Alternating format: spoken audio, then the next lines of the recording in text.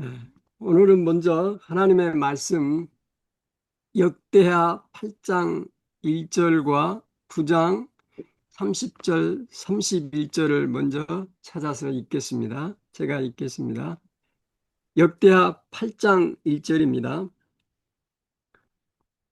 솔로몬이 여호와의 전과 자기의 궁궐을 20년 동안에 건축하기를 마치고, 우리가 한 해를 마치는 때에 우리가 마지막 달에 서 있습니다. 역대하 9장 30절 31절에는 솔로몬이 예루살렘에서 온 이스라엘을 다스린 지 40년이라 솔로몬이 그 열조와 함께 참해 그 부친 다윗의 성에 장사되고 그 아들 느호보암이 왕이 되니라. 한 인생을 마감하는 결산 보고서가 두 절에 기록되어 있습니다. 우리도 언젠가는 솔로몬처럼 주님 안에서 사게 될 것입니다. 그때 후세의 사람들이 우리의 생애를 어떻게 기록할 것인가 조금 궁금합니다. 그래서 오늘은 한 해를 마무리하는 12월 마지막 달에 우리 역대하 8장과 9장을 이제 서론과 본론으로 한번 살펴보면서 유다서 1장을 결론으로 말씀을 매듭지려고 합니다. 우리는 무엇을 건축해 왔고 또 건축하고 있고 또 앞으로 건축할 것인가? 폭풍 불고 바람이 치고 허리케인이 와도 무너지지 않을 그런 건축물은 무엇일까? 우리가 한번 생각해 보는 그런 시간을 갖도록 하겠습니다. 여기 솔로몬이 이스라엘 왕으로서 40년을 다스렸다 그랬습니다. 그런데 하나님의 전과 궁궐을 건축하는데 20년을 보냈어요. 그러면 생애에 그가 그 왕궁을 다스린 생애 반 이상을 뭐 하는 데 바쳤습니까? 건축하는 데 바쳤습니다. 그뿐만 아니에요. 궁궐과 저 성전을 건축하고 나머지 또 뭘 건축했냐면 성읍들을 건축했어요. 그러니까 어떻게 보면 솔로몬의 생애는 건축가의 삶이었습니다. 거의 모든 생애를 건축하는 데 바쳤습니다.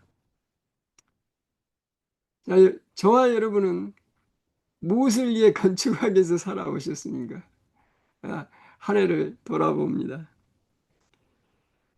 폭풍이 불고 지진이 나도 무너지지 않을 건축물. 그것이 무엇일까? 결론적으로 말씀드리면 피지컬한 건축물이 아니죠.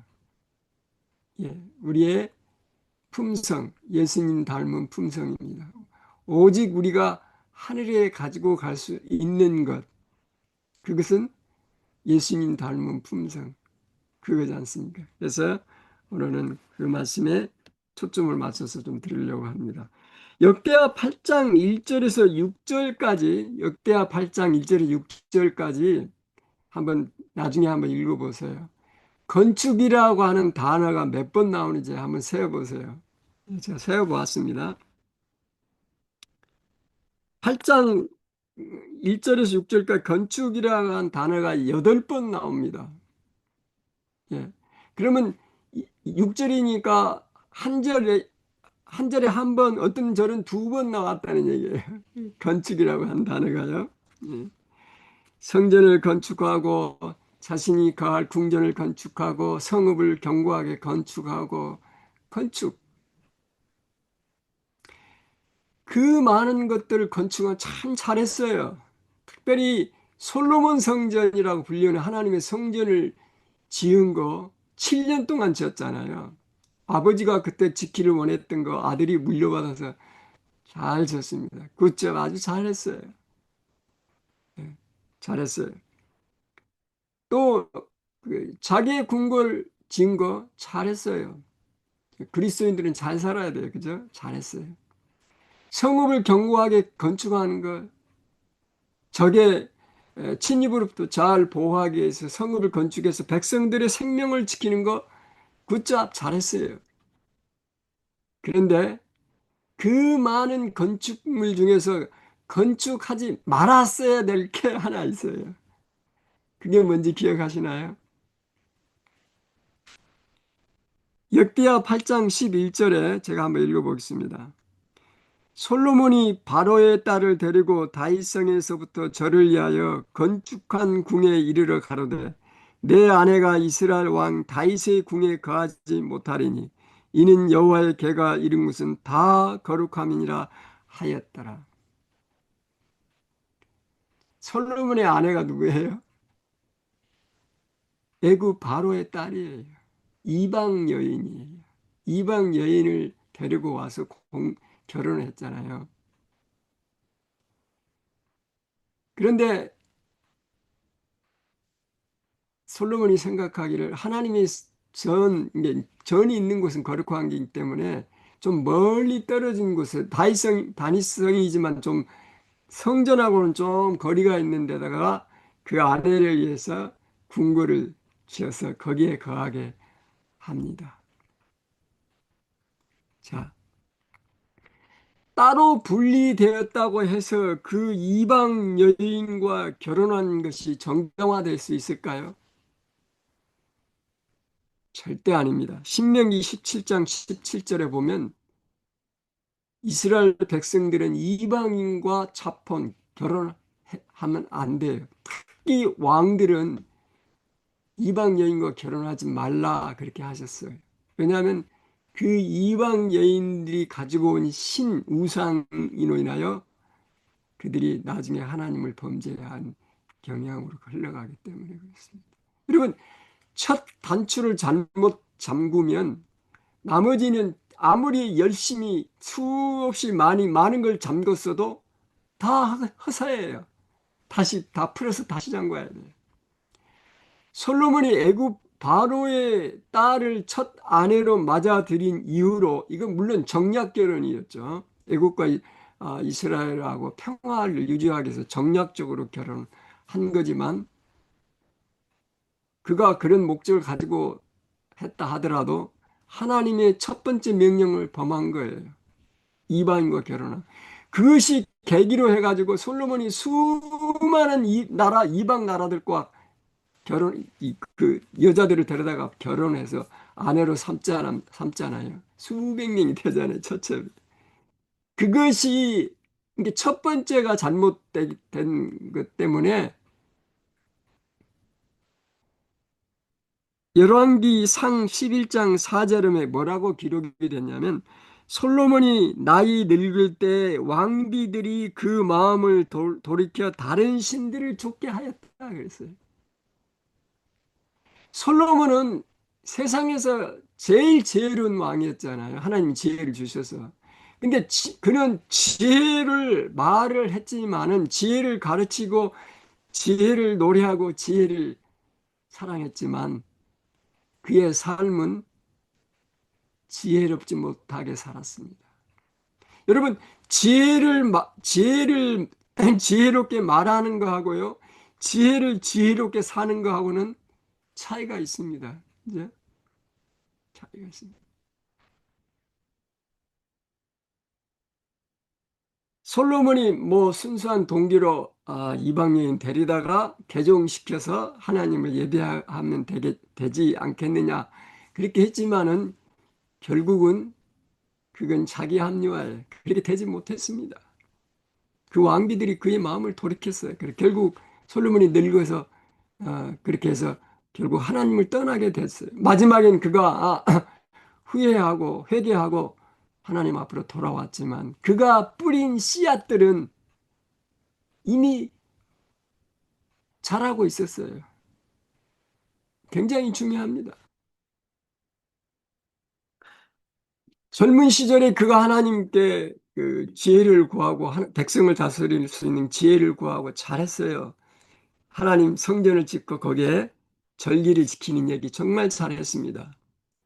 특별히 역대하 8장 12절 13절에 보면 솔로몬이 낭실 앞에 쌓은 여호와의 단위에 여호와께 번제를 드리되 모세의 명을 조차 매일에 합의한 대로 안식일과 월삭과 정한 절기 곧 1년의 새 절기 무교절과 칠칠절과 초막절에 드렸더라. 성전에서 예배를 드리는 아주 아름다운 장면입니다. 특별히 이스라엘의 모든 성인들은 남자들은 1년에 세 번은 꼭 성전이 있는 에루살렘에 가서 그 성전에서 예배하도록 절기를 지키도록 그렇게 하나님께서 명령하셨어요. 그 절기가 여기 말하는 그 무교절이 6월절이에요. 6월절 다음날 시작한 게 무교절이냐 같은 의미로 씁니다. 무교절 다시 말하면 6월절, 칠칠절, 오순절이라고 하죠. 칠칠절. 그 다음에 초막절, 장막절이라고도 합니다. 초막, 장막. 이 세 절기. 근데 이스라엘의 그 절기는 우리가 지난번 과정 공부에서도 표상학에 대해서 공부했지만은 이 절기는 깊은 표상이 담겨져 있습니다. 어떤 표상이냐면 그 절기는 하나의 그림자예요. 실체는 예수 그리스도의 생애입니다. 한번 보겠습니다. 제가 오늘 표상학을 공부하는 시간은 아니지만 제가 잠깐 소개를 좀 하겠습니다. 여기 잠깐씩 넘어가겠습니다.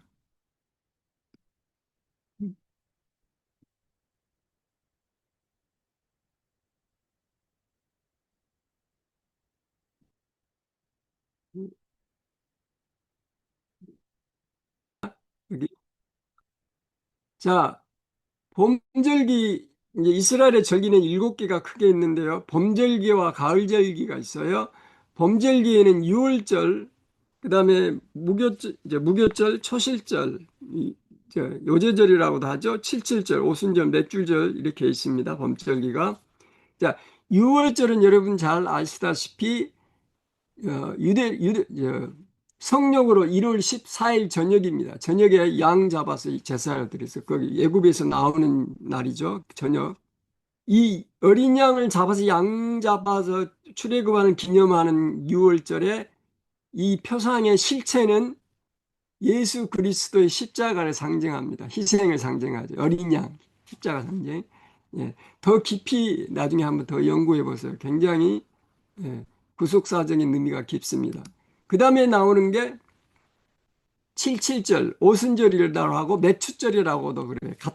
같은 뜻입니다. 이거는 6월절로부터 50일이 되는 날. 그래서 오순절이에요. 순이 10이잖아요. 오순절. 이건 뭐냐면 오순절의 날에 무엇이 임했어요? 성령이죠. 사도행전 2장에 보면 이건 은혜의 왕국을 선포하는 성령 강림을 얘기하는 것입니다. 성령 강림 오순절에 그 다음에 나오는 게 가을절기가 있는데 가을절, 나팔절, 대속조일, 장막절 이렇게 세 개가 있죠. 나팔절은 7월 1일 대속죄를 준비하죠. 나팔을 불면서 이건 뭐냐면 실체는 예수님 재림의 임박성을 선포하는 거예요. 다시 말하면 새 천사의 기배를 전하는 거예요. 그죠? 그 다음에 대속죄일은 7월 10일, 성령으로 7월 10일. 이거는 여러분 잘 아시죠? 심판과 예수님의 재림. 그 다음에 장막절은 뭘까요? 예. 어린 양의 혼인잔치. 그러니까 수확하고 난 다음에 하나님께 감사하고 찬양. 천년 왕국과 영생이에요. 이 장막절. 그러니까 이 절기 하나 속에 하나님께서 인간을 어떻게 구원하신 것인지를 다 보여줘요. 예수 그리스도의 출생부터 시작해서 죽음, 부활, 그 다음에 승천, 하늘에서 지성성소 봉사, 그 다음에 성소봉사, 그 다음에 주님의 재림, 그 다음에 천년기, 영원한 영생의 생명. 이게 절기 안에 다 포함되어 있습니다. 자, 역대하 8장을 제가 이렇게 정리합니다. 솔로몬의 삶은 건축의 역사처럼 보인다. 여호와의 전과 자기의 궁궐을 건축하게 하여 20년의 세월을 보냈다. 그 후로 수많은 성읍들을 건축하였다. 견고한 성읍을 건축한 일은 백성들의 행복을 위해 필수적인 일로 잘한 일이었다. 그러나 한 가지 하지 말았어야 할 건축이 있었다. 그 한 가지가 모든 견고한 성읍을 무너뜨렸다. 그것은 바로 바로의 딸을 위해서 건축한 궁이었다. 정략 결혼을 통하여 애국과 맺은 동맹은 다른 주변 국가들과 더 많은 동맹을 맺도록 인도하였고, 마침내 이방 공주들을 통하여 솔로몬은 우상 숭배에 빠지고 말았다. 하나님의 사람 다윗의 명을 조차 하나님의 전에서 하나님을 섬겼던 일조차도 무너지고 말았다. 오늘 나는 무엇을 건축하고 있는가? 자, 솔로몬 이제 역대하 8장 그 사건이 거기 기록, 9장에 가면 무슨 얘기가 나오냐면요. 영화로도 제작된 유명한 솔로몬과 시바 여왕 얘기 스토리가 나옵니다. 역대하 9장에. 역대하 9장에 이제 솔로몬의 지혜와 영화와 그런 모든 것들이 그 이방 나라에 소문이 쫙 퍼졌어요. 그러니까 사람들이 그 왕들이 이방 나라 왕들이 궁금한 거예요. 도대체 솔로몬이라고 하는 사람이 어떤 사람인가?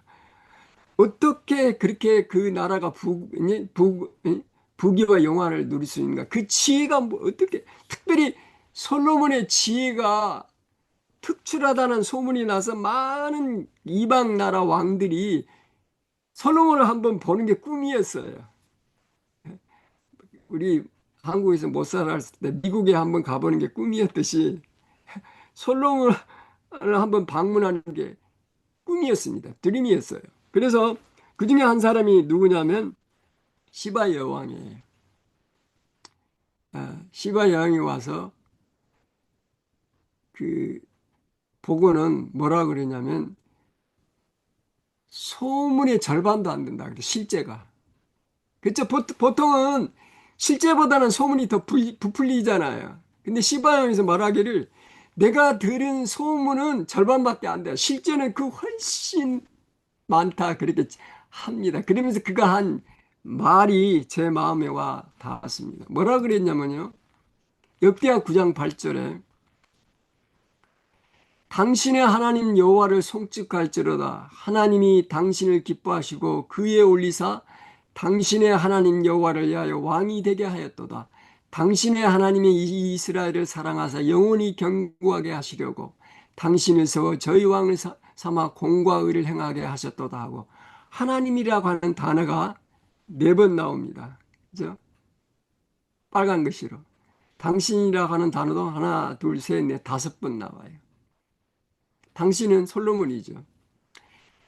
시바 여왕은요, 솔로몬의 지혜와 그가 이룬 업적들을 칭찬한 게 아니고요, 누구를 찬송했어요?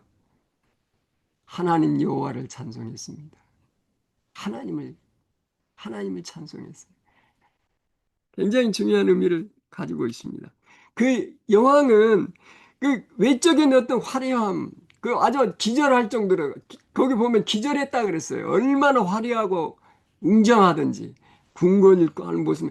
솔로몬 왕 앞에 나오는 시위하는 그 신하들을 보고 그 건축물을 보고 특별히 시바 영이 그 솔로몬을 보고자 할 때 아주 세상에서 가장 어려운 질문들 다 준비해 왔겠죠.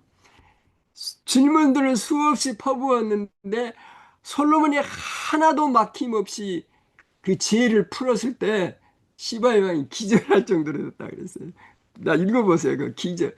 정신을 잃었다 그랬어요. 그러한 그가 그 화려함 솔로몬의 그 운변 그 지혜 세속적인 번영 이거를 찬송한 게 아니라요. 그 속에서 누구를 발견한 거예요? 하나님을 발견한 것입니다. 하나님을 찬양한 것입니다. 그래서요, 예수님께서는 마태복음 12장 42절에 보면 이런 말씀하셨대요. 심판 때 남방 여왕이 일어나 이 세대 사람을 정죄하려니 이는 그가 솔로몬의 지혜로운 말을 들으려고 땅 끝에서 왔음이니와 솔로몬보다 더 큰 이가 여기 있느니라. 심판 때 남방 여왕이 누구를 가리키냐면 시바 여왕을 가리킵니다. 이 말씀을 보면은 시바 여왕이 어디에 가 있을 거라고 암시하는 겁니까? 나중에 구원받아서 하늘에 가 있을 것이라는 사실을 예수님이 암시하신 것이에요. 그죠? 그다음에 예, 그 시바양이 그 자기 나라에서 가장 좋은 보물들 다 아주 바리바리 다 실어가지고 솔로몬에게 줍니다. 선물로. 그런데 돌아갈 때는 솔로몬은 시바의 영이 가져온 것보다 훨씬 많은 것들을 더 더블로 해서 줍니다. 축복받아 갔지요. 예. 거기 수많은 얘기가 있는데 제 마음에 하나 관심이 끌어온 건 뭐냐면 역대하 9장 12절입니다. 역대하 9장 12절에 이렇게 말씀하고 있어요. 솔로몬 왕이 스바 여왕에 가져온 대로 담례하고 그 외에 또 저의 소원대로 무릇 구하는 것을 주니 이에 저가 그 신복들로 더불어 본국으로 돌아갔더라. 자, 솔로몬이 시바 여왕이 가져온 것 외에 더 많은 것들을 줬어요. 근데 그 줄 때 여기 뭐라 그러냐면 저의 소원대로 그랬어요. 그래서 이제 제 마음속에 시바 여왕이 솔로몬에게 무엇을 구했을까? 여러분 무엇을 구했을 것 같아요?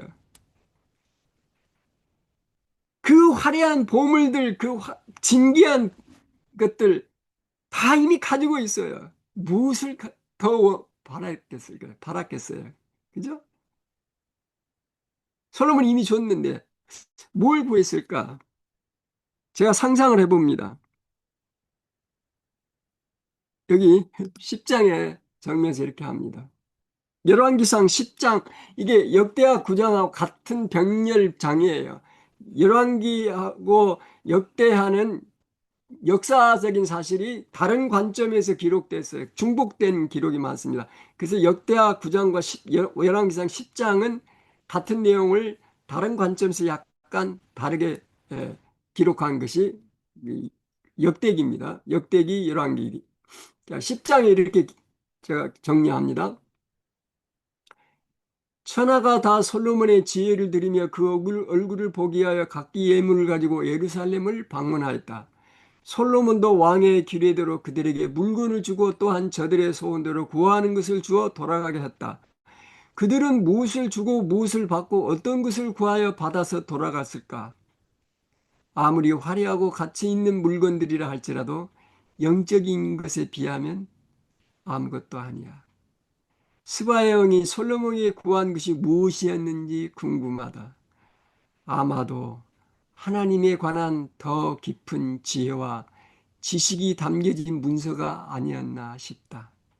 스바 여왕은 솔로몬의 지혜를 칭찬한 것이 아니라 솔로몬에게 지혜를 주신 하나님을 찬양했으며 예수님은 그녀가 구원받은 무리 가운데 있을 것이라고 암시한다. 여러분, 여러분은 하나님께 무엇을 구하시겠습니까? 기회가 주어진다면 세상에 아무리 값진 물건이라 할지라도 그거는 우리가 이 땅을 마칠 때 가지고 갈 수 없는 것들입니다. 즉, 하나님에 관한 지식, 하나님에 관한 영적인 것들. 아마 시바의 왕은 그런 것들을 구했을 것입니다.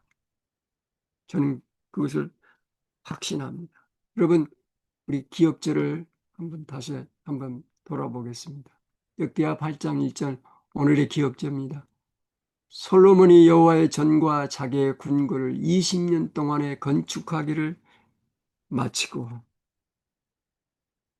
여러분 우리는 무엇을 건축하고 있습니까? 저 자신에게 그런 질문을 하고 있습니다. 나는 과연 지금까지 무엇을 건축해 왔는가?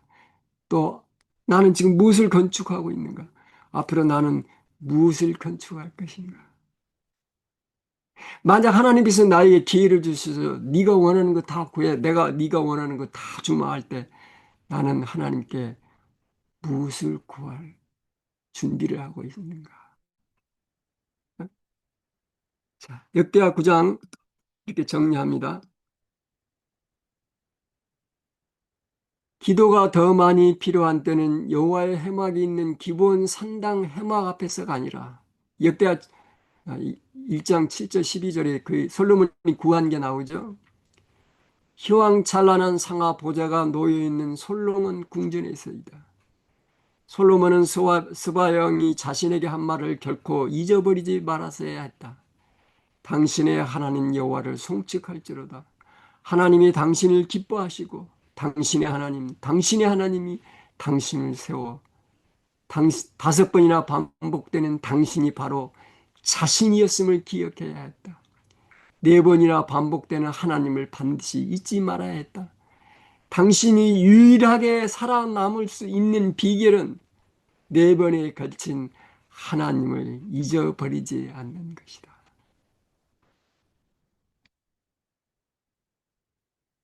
여러분,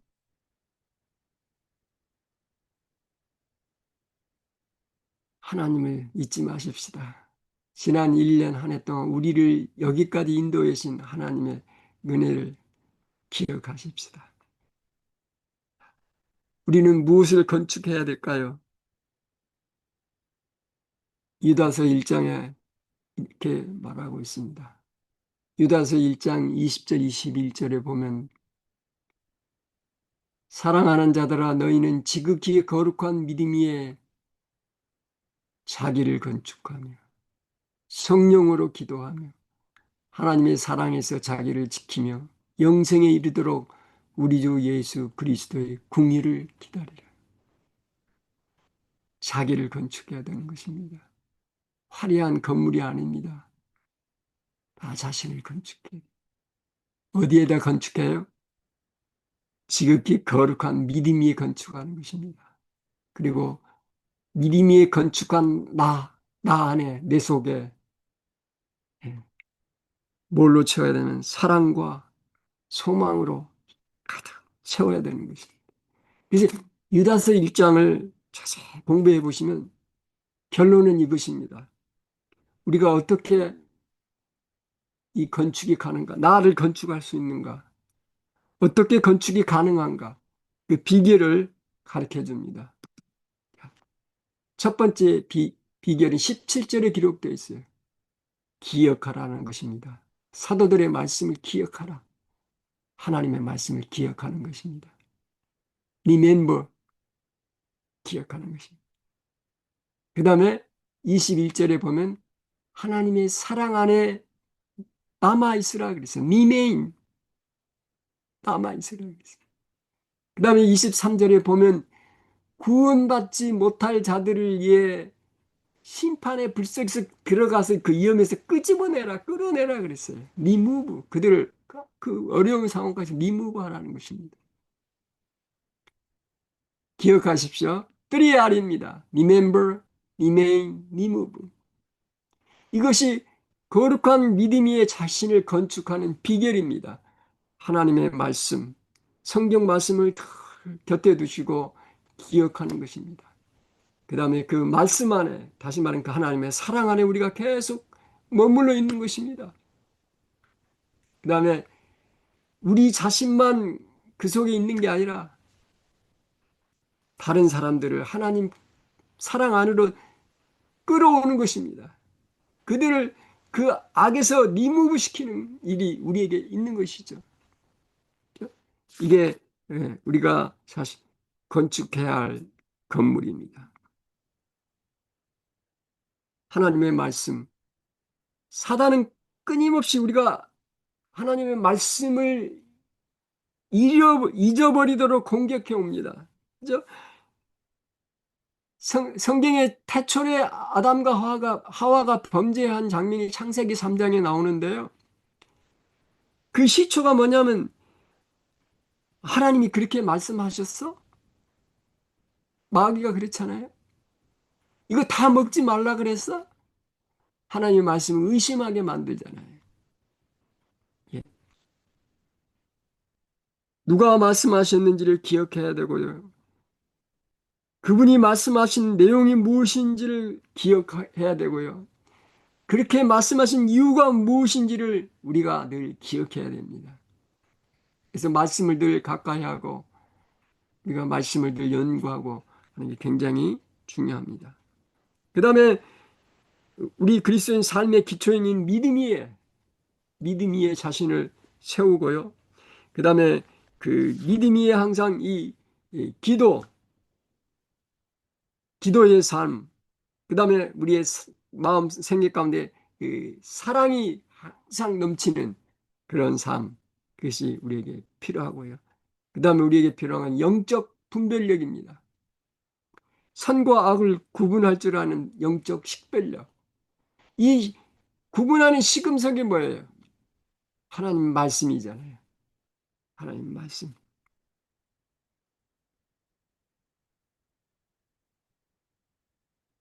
그 다음에 특별히 우리는 말씀을 사랑해야 되지만 뭐는 미워해야 돼요? 죄는 미워해야 됩니다.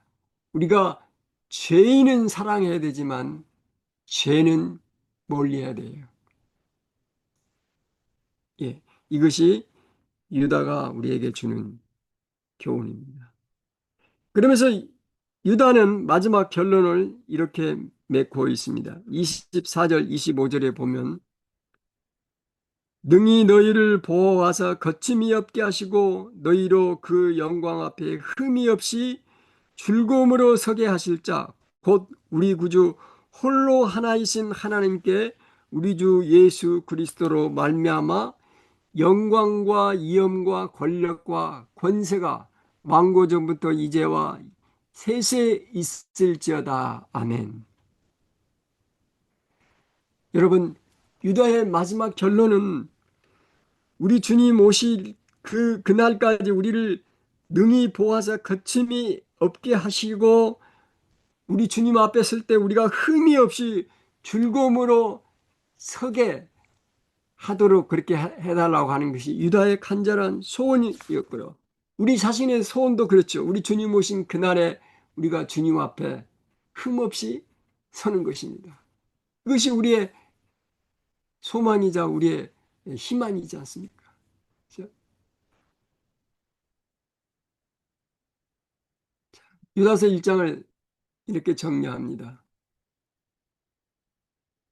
내가 지금 모시고 있는 하나님께서 주님 오시는 그날에 나를 흠없이 즐거움으로 주님 앞에 서게 해주실 것을 확실히 믿는다.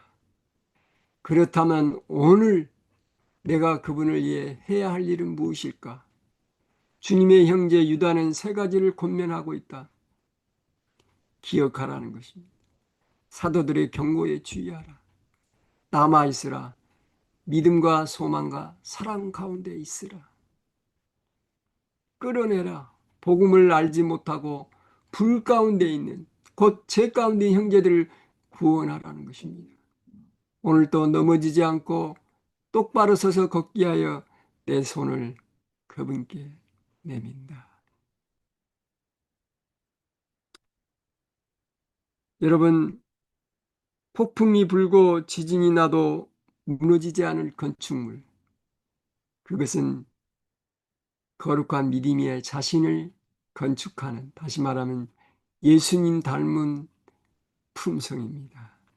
우리가 이 일을 위해서 또 한 해를, 새롭게 맞이하는 한 해를 우리가 잘 준비하는 달이 됐으면 좋겠습니다.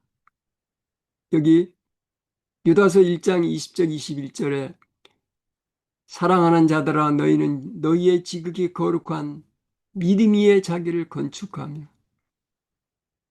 누구를 건축해? 자기를 건축합니다. 성령으로 기도하며 하나님의 사랑에서 자기를 지키며 영생에 이르도록 우리 주 예수 그리스도의 국리를 기다리라. 사도 바울이 가장 즐겨 쓰기를 좋아하는 세 단어가 여기에 다 들어 있습니다. 이 한 절에. 그죠? 믿음, 거룩한 믿음이죠. 하나님의 사랑, 믿음, 그 다음에 그리스도의 국리를 기다리는 건 뭡니까? 주님의 재림입니다. 재림, 궁극적으로 재림이에요. 소망, 믿음, 소망, 사랑이 이 한 절에 다 들어 있습니다. 유다서 1장 20절, 21절을 잘 한번 묵상하시고 명상해 보시기 바랍니다. 결론입니다. 이제 한 해를 매듭 짓고 새해를 맞게 준비하는 이 엄숙한 시기에 저와 여러분이 이 거룩한 믿음 위에 자신을 건축하고 그 안에 건축된 그 건축물 안에 사랑과 소망으로 가득 채우시는 그런 아름다운 새해가 되시기를 바라면서 오늘 말씀 여기서 마치도록 하겠습니다. 아멘.